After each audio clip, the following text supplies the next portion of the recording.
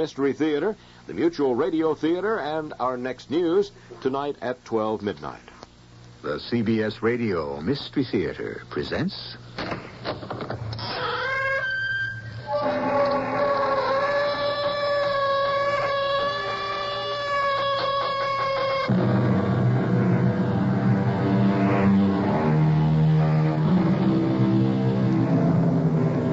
Come in.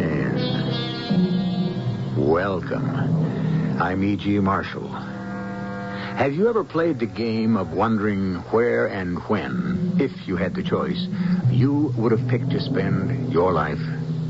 Most of us probably might settle for today and where we are. The more romantic among us might opt for some favorite era we view through rose-colored glasses. The Greek or Roman Empire, the Renaissance, Shakespeare's England. But the adventurers would turn their eyes to the future, the unimagined and the unimaginable. What might some distant tomorrow be like? You mean wipe out any inhabitants that are there, General Varden? Exactly, Dr. Tremaine. With the robots I build for you? Suppose I refuse? That's a lovely wife you have, Doctor. A little young for you. But then so exquisitely desirable all the more. It would be a pity for anything to happen to her.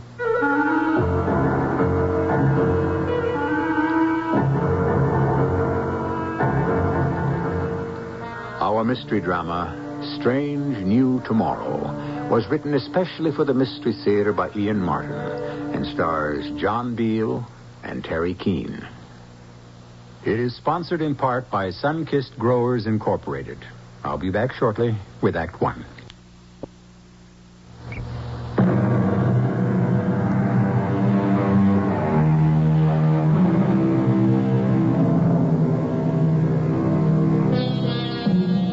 We're about to bring you a time that none of us will ever know, or our children, or our children's children, or generations of them to come. This is a time long after the Second 100 Years' War, when the world went mad and burned the green and fruitful earth to barren cinders, when the population was reduced by 2/3, leaving the survivors to a virtual handful. This is a time of an absolute autocracy, a state in which every individual is born by selective breeding and condemned by the state to function only in the area prescribed for him or her. This could be what the future will be like. Ralph? Yes, Una, dear? It's time for your medicine. Oh, you don't have to act like a wife when we're alone. It can wait. I want you to take it. You need it. I may need it, but it won't help. In a minute. What are you looking at? The return of the conquering hero. Leader of our regiment's defender of the faith, General Mark Varden. Homeward the heroes from the hunt. Pirates and freebooters all. With their living plunder. With not one grain of moral sense. And not the compassion of one heart among them. Have they been on another... Let me close the windows. I don't even want the wind from their exhaust to touch me. You were saying, my dear? I was just asking if they'd been on another galactic raid. Beyond doubt. More and more frequently. Varden and that evil young man who's elevated himself to emperor are getting desperate, as well they should. Emperor Condor is sitting on an uneasy throne. You think he might be overthrown? Oh, not from within. As long as he has his robot army to protect him. And as long as fresh blood is brought in to keep them from extinction, the people will still cling to hope. Although there isn't any. Hope for what? Oh, it's a long story, my child. A long history. And I don't feel like telling it tonight. Of course, you mustn't. You look tired and you... Oh, Ralph, you look so ill. I'm suffering from a chronic complaint. old age. Dr. Ralph Tremaine, Professor of Cybernetics, Emeritus. But you are not retired. No, not quite yet. There are things I have to finish. You hear that? What, Ralph? The silence. The ship has landed. Now they'll feed the poor souls, whoever they are, to the lions.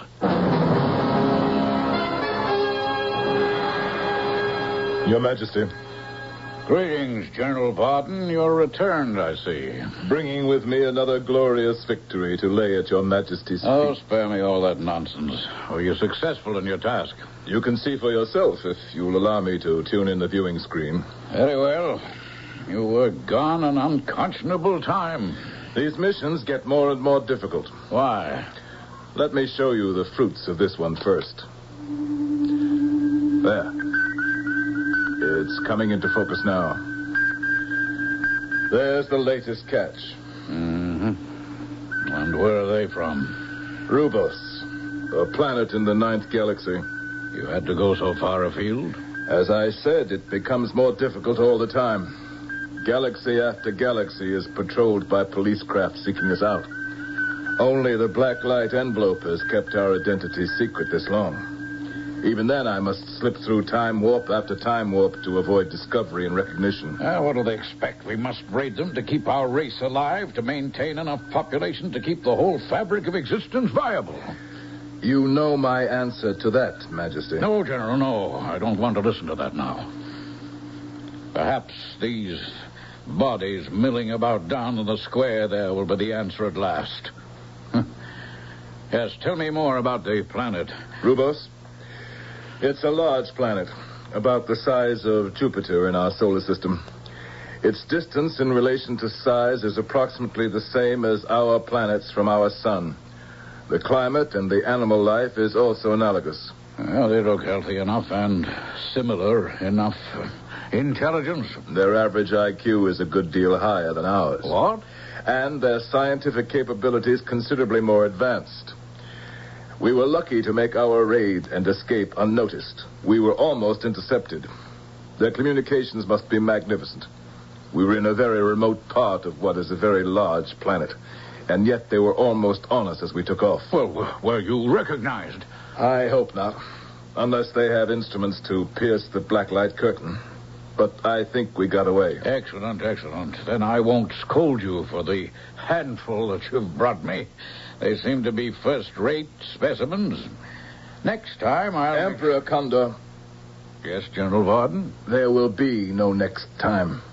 What? No more raids. They are too dangerous. But you know we must have a constant supply of people, of healthy bodies, so we can weed out the poison that eats at most of us and destroys us. We will never weed it out. But it can be bred out. Once we find the right strain... Emperor Condor, listen to me. You think the radiation is carried inside us, bred in our genes. I don't believe it is. I think every generation reinfects itself from the earth of this planet, the seas that wash it, the space around it. No, that can't be, General Varden. It's countless generations since the Holocaust. And it will be countless eternities before this planet is safe again for anything but robots. Don't mention those abominations to me. Why do you hate them so? They are the perfect slave. Without them, you would have no army, no palace guards, and internal police to hold the common people in check. In check from what? From ripping you and me and the rest of the ministers apart. No, there is only one hope. And that is? We must abandon Earth and resettle elsewhere. Don't you think that hasn't been thought of eons and eons ago? But we are welcome nowhere, the pariahs of the universe. We do not ask. We will take. With what? I can't find enough healthy bodies to run basic services, let alone conscript an army. We do not need an army, except mine. Back to those obscene robots again. There aren't enough of them. They can be built, if you will allow me to reopen the planet. No. What are you afraid of? That somehow they'll take over? I don't know. Yes, I am. Don't worry. They're nothing but a series of relays, transistors, printed circuits. They are programmed by men. I still don't trust them. Give me leave, Your Majesty, to go to Dr. Tremaine and have him start on blueprints for a new and improved model robot built only for war. No, not yet. Give me time to think. First, let me find among these slaves you've brought back one woman who may give me an untainted child.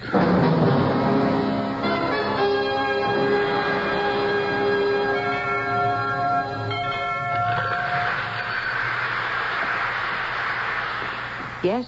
Quickly, I must not be seen. Close the door. Who are you? I am General Mark Varden. Close it.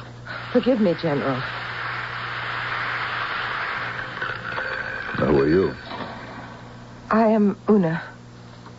You are a very beautiful woman, Una. Am I? Yes. Where did you come from? General Varden. To what do we owe the honor of your visit to me? Oh, I see you've met my wife. Your wife? Oh, yes, of course. I'd forgotten. The wedding took place while you were on your cruise. My mission, Dr. Tremaine. Ah, yes. Mission. Did you have success? I flatter myself I did. I have urgent business with you, Doctor. Shall we go to my study? For what I wish to talk with you about, your laboratory would be more appropriate. I know my way. Ralph, what is it? The last place I wanted him to be. Oh, well, with a little luck, we may be all right.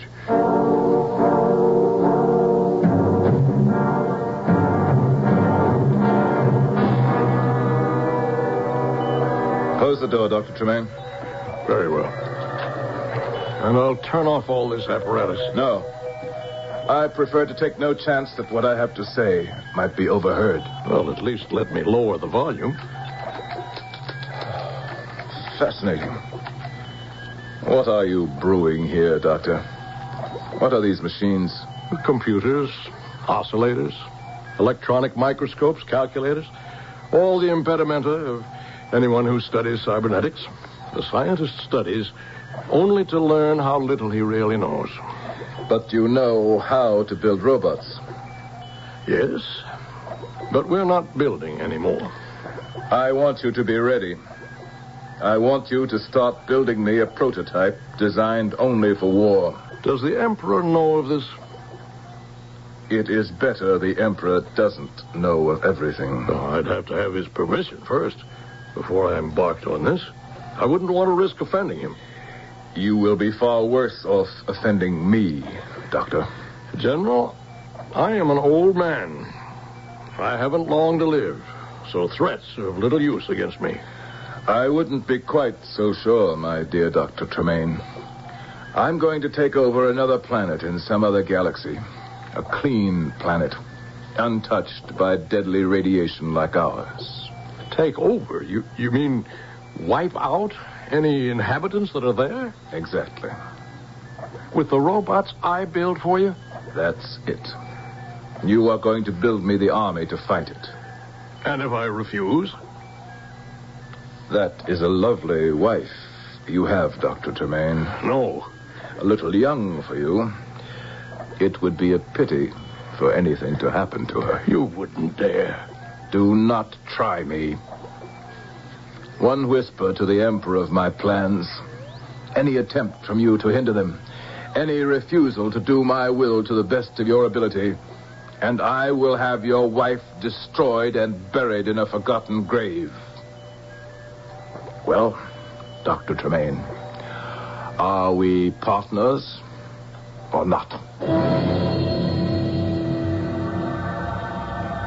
The General's eyes are chips of granite, and Dr. Tremaine knows this man only too well to doubt that he means every word he says. Mark Varden may be human, but he is as soulless as any robot. What choice can the old man make? I shall return shortly with Act 2.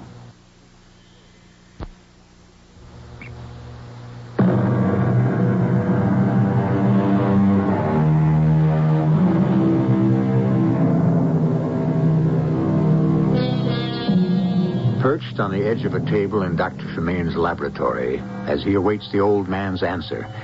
General Mark Varden lets his hawk eyes roam idly about the room. It is the ordered clutter of a busy scientist who is half chemist, half electronics wizard. His eye has just fallen on a large black box, almost like a coffin, when the old man speaks. You're right, General Varden. I have no choice. I was sure you would see it my way, Doctor. Such a ravishingly beautiful woman. Where did you find her? She was one of the group you brought back from Cygnus 3 on your last mission. I overlooked her all the long journey home. I'm afraid you did. And I asked the Emperor for her hand the moment I found her. The Emperor gave her to you? I'm unmarried, a widower.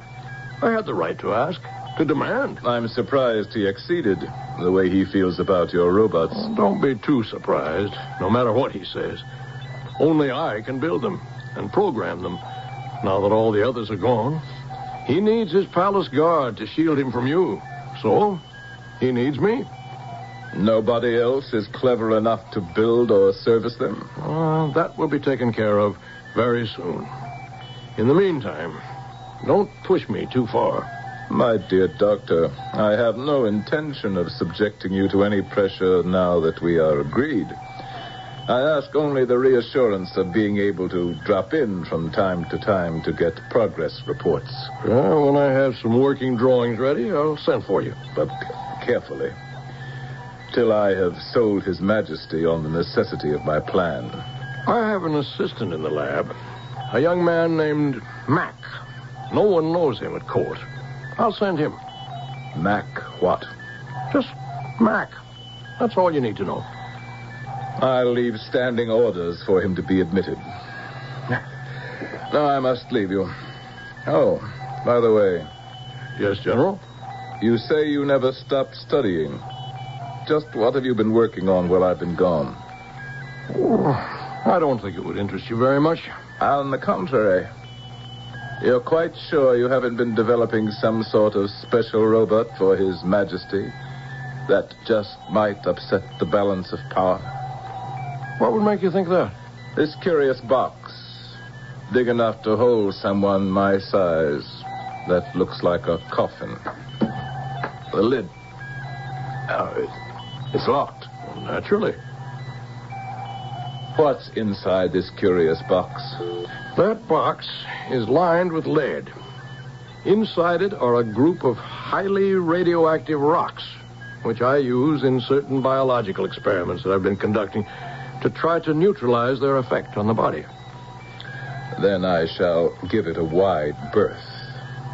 I wouldn't want to try their effect on mine. If I can believe you. Well, I'll give you the key, and you may open it. But only after I'm out of this room and out of this house. Well, come in. I'm sorry to disturb you, Ralph, but it's time for your medicine. General.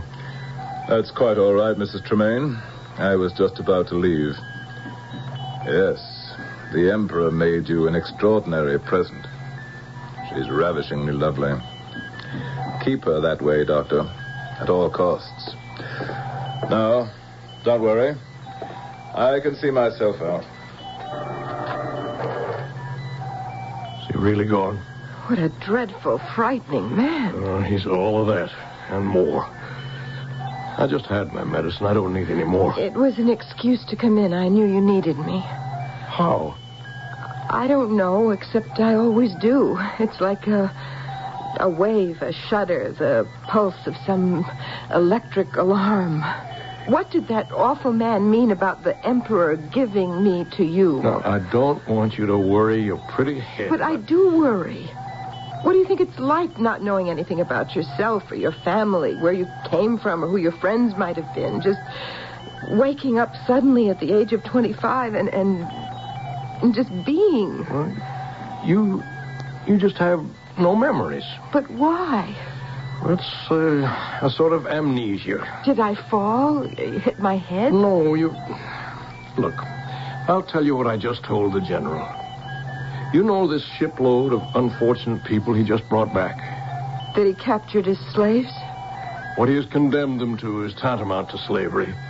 And worse. But why? Why did he steal people away from their homes? Because sooner or later, everyone on this planet dies of a form of sickness caused by nuclear radiation. The Emperor believes it is transmitted through the genes, and that by selective breeding to healthy stock, it can eventually be neutralized. Can it? No. Even if it were possible, this whole globe is one mass of radioactivity that would reinfect everyone again. Has it infected me? No. And it never will. I promise you that. But the others, all those poor women I saw on the viewing screen. They'll be sold to any male who's not yet given any signs of having the sickness. What a terrible, cruel man to try to drag the rest of the universe down because of our misfortune. And it's all so futile. The Emperor won't believe it, but the cancer is already growing within him. If he had laid eyes on you, he undoubtedly would have chosen you as one of his consorts. Well, how did I escape? Oh. Is that what you told the general, that you took me instead? That's what I told him. But I have been no real wife to you. My dear, sweet girl. The marriage was only so I could hide you away and keep you safe. I think of you as a daughter. I had only one wife, and she died a long time ago. Of the sickness? Yes. And you know something? You were created in her image. You look exactly like her. Oh, Ralph, I do love you. And I feel so close to you. And I want you to know how strong my love is. That's all I want to hear. Give me all of it you want, but as a daughter. The child I never had. Because you were afraid that... Because if I couldn't give life, I refuse to bring anything into this world. You will be meeting someone soon. He'll be working with me, and it will be impossible to conceal his presence from you. He's someone very special, and I want you to understand about him. Is it a coffin? Oh, no. It's more like a cradle. I'm afraid suddenly There's nothing to be afraid of. You'll see.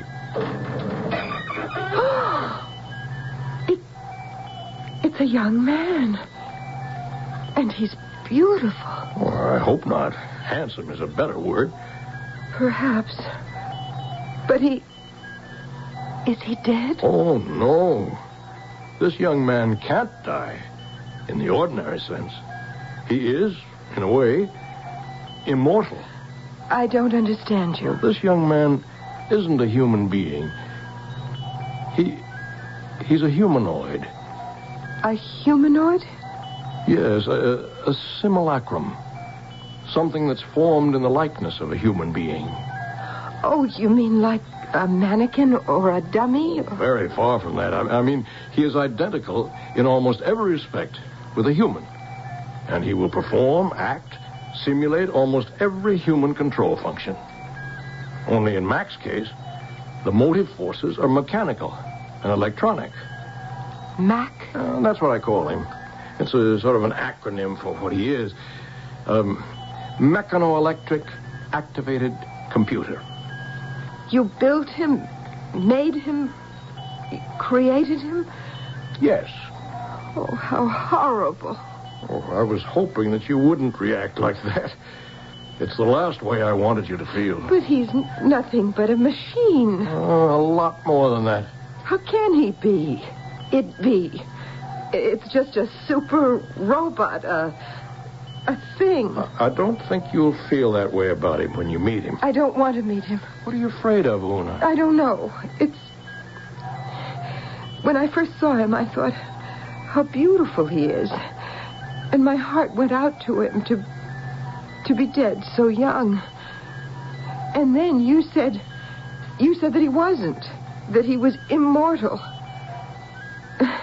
And the strangest feeling just washed all over me and grew inside, all warm and tingling, and I couldn't understand it, but I wanted it to last forever.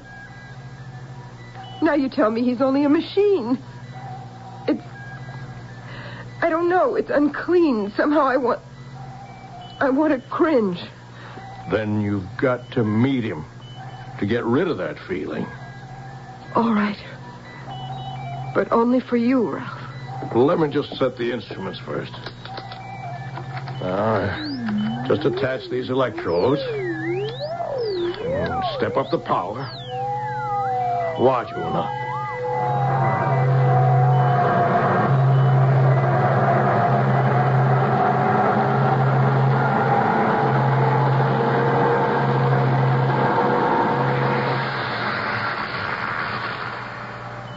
Wake up, Mac.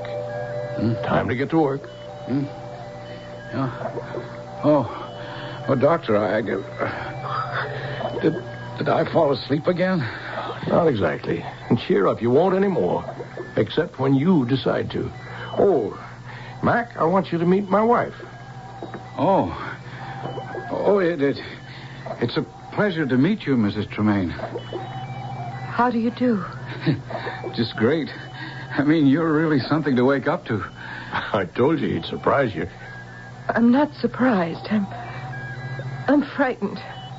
Of me? Well, why? I don't know. I just don't want to... I'm afraid to be near you. I don't want to be near you. Did I do something wrong, Doctor? No. I'm the one. I just hope there'll be time enough left to set it right.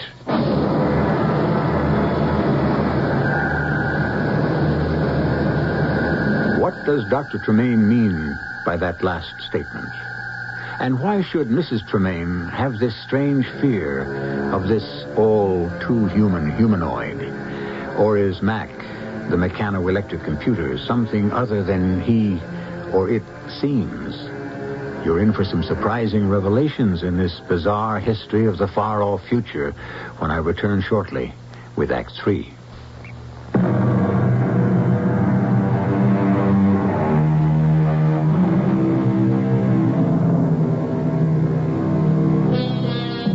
Weeks have passed. In the course of them, for whatever reasons of his own, Dr. Tremaine has tried to bring Una and his protege, Mac, together as much as possible. But Una still reacts to Mac with that strange, inexplicable fear. And the humanoid, although he obviously holds her in admiring awe, seems happy to have as few encounters with her as possible. But a rush of events are moving to a startling climax. A climax that builds rapidly as Mac visits General Varden at the palace, bearing a message from Dr. Tremaine. What does he mean he won't design the robots I ordered? I think he explained that in the message, General. You mean this nonsense about not being able to build machines of war? Well, if I remember, what he said was he can't. A can't in all conscience, I think was the phrase. I don't like your attitude. I have no attitude, sir. I was only trying to set the record straight. I find you insubordinate. What's your name? Mac, General. Mac who? Just Mac, that's all. Are you trying to make a fool of me? Oh, no, sir. Varden. General Varden, turn up your viewing screen so I know you're there. Yes, Your Majesty. That's better. I want to see you in my office immediately. What's wrong, Emperor? Wrong? Everything, you fool. I've just received a message from President Zorak of the Republic of Ruvas. Your ship was identified on that last raid, and now he's on his way to our planet to blow us out of the sky. Does he say when? No. Then with luck, I still can intercept him. I'll be right in, Your Majesty. You. Did you hear that? Yes, I did, General. Then take this message back to Dr. Tremaine. You tell him to get his blueprints ready for my factory to go into production. I need an army of robots, and they only have to do one thing, fight. And you tell him also that he'd better conform, or his wife will be the one to pay the price.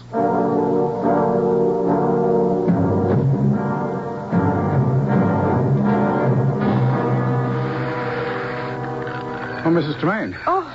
I'm sorry if I startled you. Don't come near me. Why do you dislike me so? Look, I've got to see Dr. Tremaine first, but I would like... He's resting. I don't want him disturbed. Well, it's important. I have a message from the general. It can wait. Oh, but you don't understand. You're the one in danger. The general threatened... You don't have to worry about the general's threats.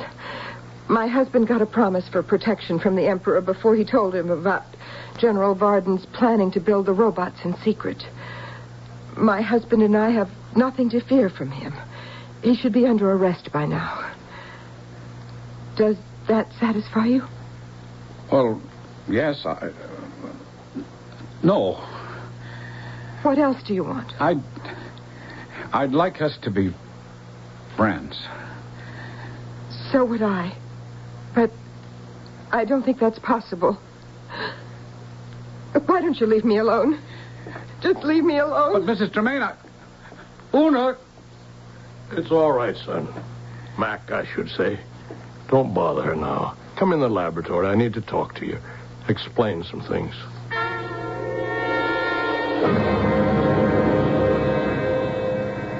General, there will be no necessity to fight. What do you mean? I contacted President Zorak and made, shall we say, an arrangement. Am I to be informed of it? Yes, I've offered to return to him all his people who were abducted. And that satisfied him? Oh, I've also offered him you, as the criminal responsible for the brutal pirate raid, to do with as he likes. And you trust him? Without me, there's no one to fight him. And after he took off with me as prisoner, he'd still devastate this planet till there was not a living, breathing human being on it. Oh, he intends to do that, of course. They're all dying anyway. They? What about you? You'll die with them. Certainly not. He has promised me safe conduct to his country and the right to take my personal fortune with me. So, you sold me out. Gladly, just as you were planning to do to me as soon as you were ready with your new army of robots. Seize them, guards. I said seize them. You really are a fool, Your Majesty. Just because these metal bodies are painted with the royal purple on their breasts, emblazoned with your coat of arms, you think that makes them yours? Seize him, my captains. Oh, let me go. I am the Emperor. We're the Emperor. Not anymore. If you think you can take my throne from me... I don't want your throne. Or you. From now on, the whole universe will be mine. You won't get away with it. When President Zorak lands and frees me, he'll follow you with his fleet of ships. He won't know where to find me. There'll be no one to tell him where I went. The king is dead. Long live the general.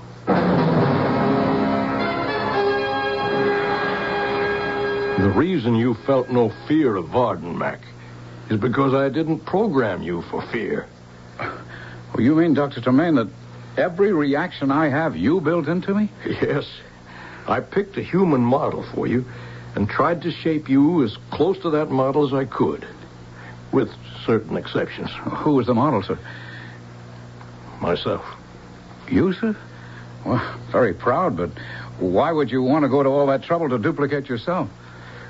Well, maybe because I had no other model I knew so well. And maybe because I'm dying and every man reaches for immortality. That's a part of it, but not all of it. Not the real reason. And I made such a botch of it. I'm sorry if I don't measure up, sir. I'm the one to blame. I got to ask you to help me, Doctor. I can't stand it any longer. Well, I'll help you in any way that I can. Then unmake me, sir. Destroy me. Dismantle me. Why? Because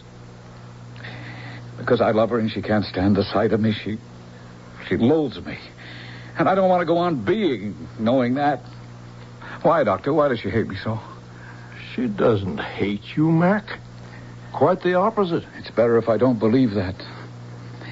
There never was any hope for me because she's real and I'm only a copy. She's a human being and I'm not much better than a robot. You are a humanoid.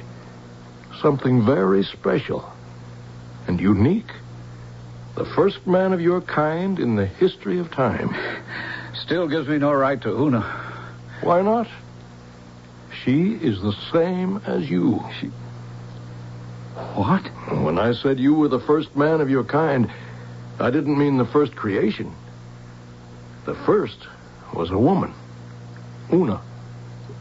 Una is like me? Una is like herself.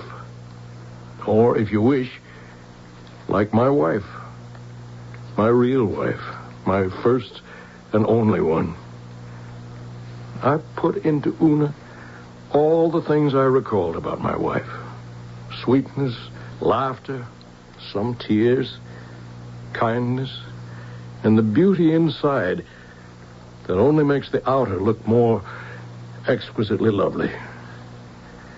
And then I brought it to life. But I made one terrible mistake. What mistake? When she came to life, she was so full of the joy of it, the sheer delight in being, that I was awestruck. I didn't have the heart to tell her that she was just a machine. Yes.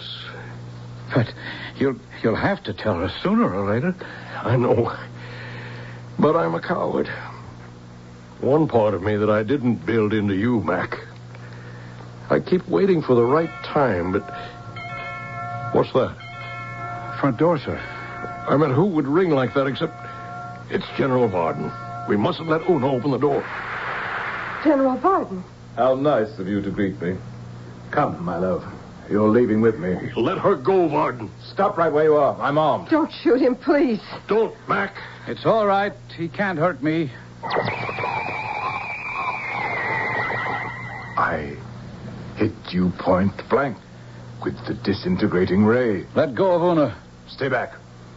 If you move one step closer, I promise you I'll turn the ray on her. Give me the gun. If I can't have her, no one shall. Una! I won't bother with the rest of you. Zorak is on the way here to blow you all to bits. I'll let him take care of you while I make my escape. You won't get away from me. Mac, stay where you are. No, what have you done? I can't move. He'll get away. Let him. But he killed Una. Don't be silly. He couldn't hurt her any more than he could you. You're not hurt, are you, Una? Oh, no. When he fired, I was so afraid. I blacked out for a moment. It's all right, Una. There's no need to be afraid anymore. He's gone. And I'm alive. He fired at me point blank. I felt the shock, but I'm alive. He also fired at Mac, and it had no effect on him? But Mac is a humanoid. Then that means that I'm a humanoid, too. Yes, child. Forgive me. I haven't had the heart to tell you the truth. The heart? Oh, Ralph, you couldn't have told me anything more wonderful. Because now there's nothing between us. I can give my heart to Mac the way I did when I first saw him. Una, my darling. Why did you stop me and let him get away? I don't think he will. Listen. Zorak has caught him. General Varden has opened fire. That means that Zorak will know he's been betrayed. If he defeats the general, then he'll bomb us all to dust. I don't care as long as we're together, Mac. You don't have to care. He can't harm either of you. Oh. Doctor. What is it? The curse of this planet. Finally taking him. Come on, Una. Help me get him to bed.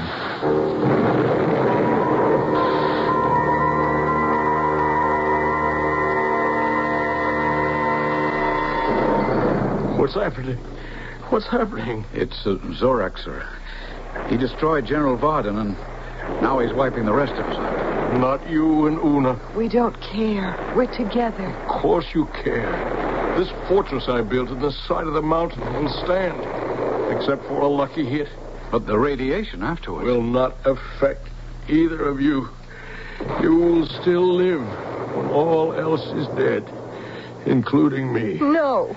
Well, my days were numbered anyway. I wanted children, always. You were the best I could offer against fate. You must fight to exist. Isn't that futile, Doctor? The two of us alone? One thing you couldn't give us is the ability to reproduce. Of course I could. Stored in your memory banks is all I have learned. And what I learned is from the accumulated wisdom of man since he first started to reason.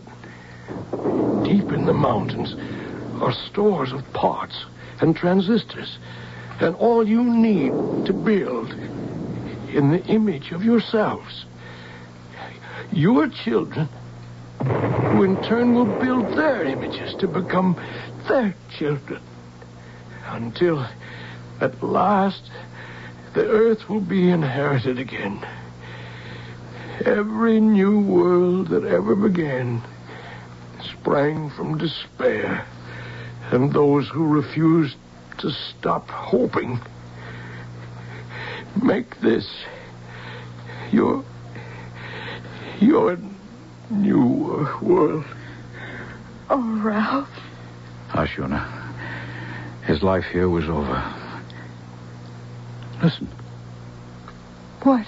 Listen. They've stopped bombing. The destruction's over. It's time to start building again.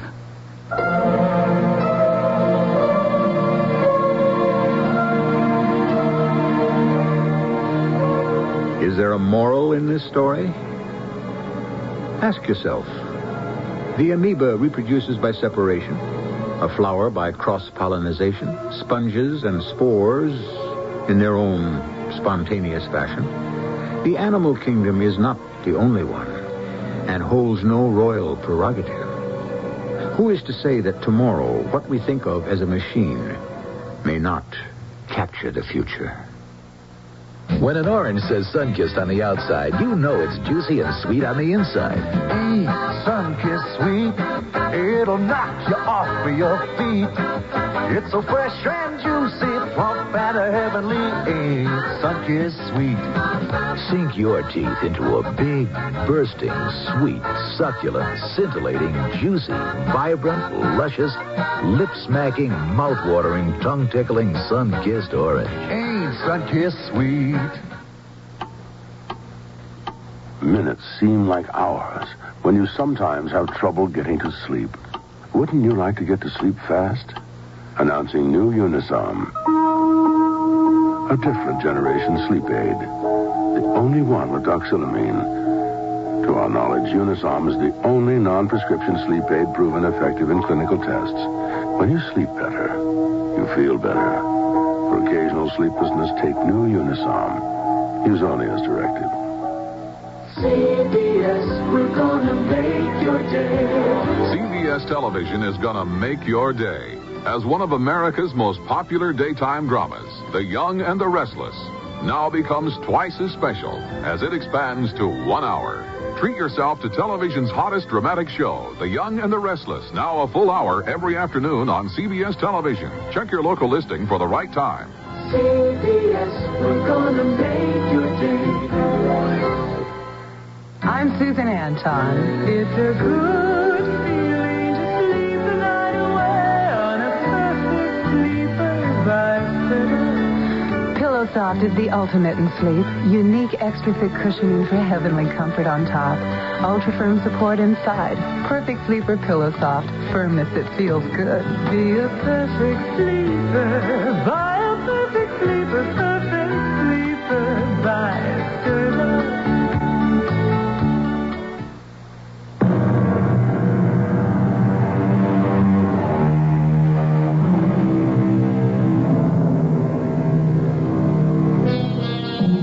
It was the English poet laureate Alfred Tennyson who said, "For I dipped into the future, far as human eye could see, saw the vision of the world, and all the wonder it could be."